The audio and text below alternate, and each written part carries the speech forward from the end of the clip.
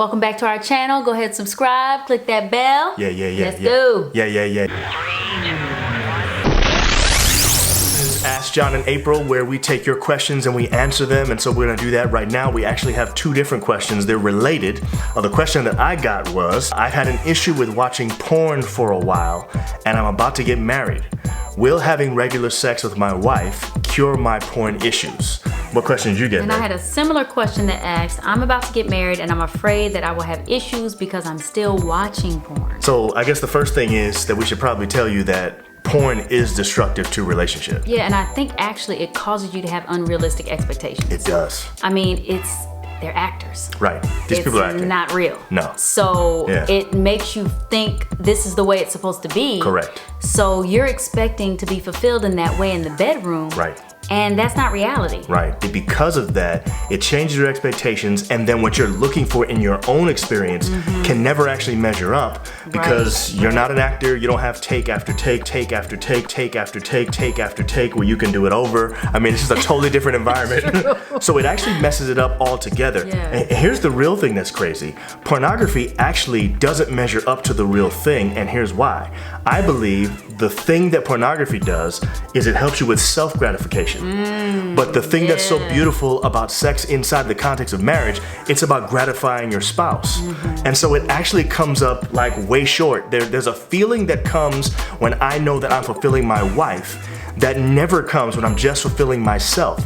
So it's actually a much lower form of gratification. It can never measure up. So what you're chasing after is actually inferior to the real thing. This person who asked, they said they were gonna get married soon. I think that when you are satisfying yourself as you're watching pornography, then you're not ready for your spouse. That's true. Let's say, your spouse is ready and like, hey, let's do this. That's right. And then you can't do nothing because you don't know they got yours. Exactly. Or your energy's gone. Or Right. so it's not really gonna be helpful to the relationship at all. It's not. And it causes you to end up not being able to fulfill your spouse in the way they need to be fulfilled because you already got yours. That's you already true. fulfilled in a way that isn't healthy, but it's still some type of fulfillment, but it's not a healthy one. Right.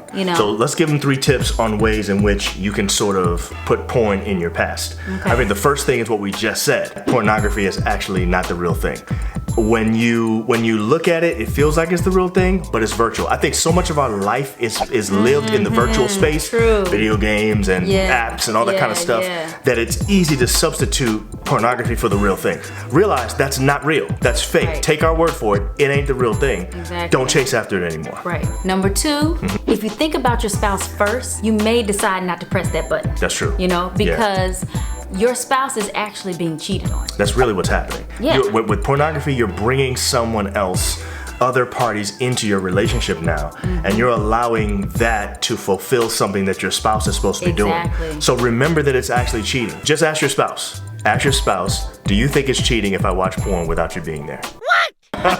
You know what I'm saying? And if you decide that this is something that you want to watch together, then you have to understand that eventually that's going to deteriorate the relationship because it's realistic expectations are going to be.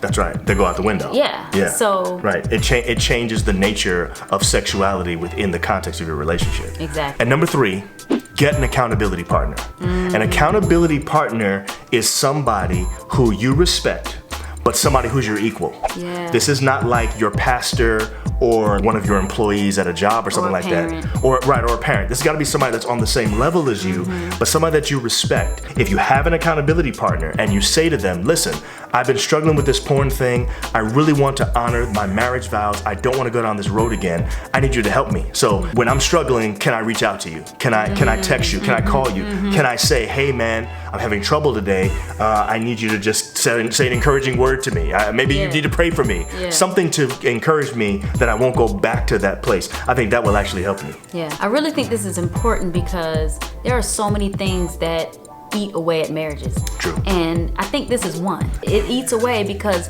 you're not able to really put your all into your sexual relationship with your spouse. That's right. Because you are kind of doing your own thing. That's right. You know? Yeah. But the other thing is, it's because it's so easy to get, it's so prevalent. Yes. You can get on any one of your devices at any time and watch something for free. It's something that needs to be respected more as a difficult thing to overcome. In this case, you just pick up your phone. It's right there. So it's a much harder thing, if you really think about it, to actually overcome. But I think you can do it if you just remember those 3 things. I agree. Yeah. We hope that was helpful. Yeah. Yeah. All right. We'll see you next time. Bye. Like, comment, share, and subscribe. Also hit that notification bell to be notified about our next episode. See you next time. Bye.